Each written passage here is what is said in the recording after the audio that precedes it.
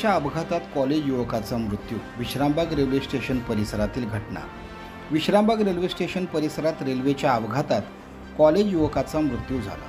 शुभम महेश चव्हाण राहणार आगळगाव असे मृत युवकाचे नाव असून स्पेशल रेस्क्यू फोर्सच्या मदतीने मृतदेह सांगली शासकीय रुग्णालयात हलवण्यात आला।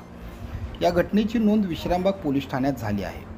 विश्रामबाग पोलीस स्टेशन हद्दीत विश्रामबाग रेल्वे स्टेशनच्या पुढे स्वामी समर्थ मंदिराच्या मागे रेल्वे पट्टीजवळ 18 मे रोजी सकाळी 6:30 वाजता शुभम चव्हाण याचा मृतदेह निदर्शनास आला असता घटनास्थळी विश्रामबाग पोलीस स्टेशनचे कर्मचारी, अधिकारी आणि स्पेशल रेस्क्यू फोर्सचे आपत्कालीन पथक यांना पाचारण करण्यात आले। स्पेशल रेस्क्यू फोर्सचे आपत्कालीन पथक कैलास वडर, महेश गव्हाणे, शिवराज टाकळे, राजेंद्र मोरे यांच्या मदतीने पंचनामा करून मृतदेह सांगली शासकीय रुग्णालयात हलवण्यात आला।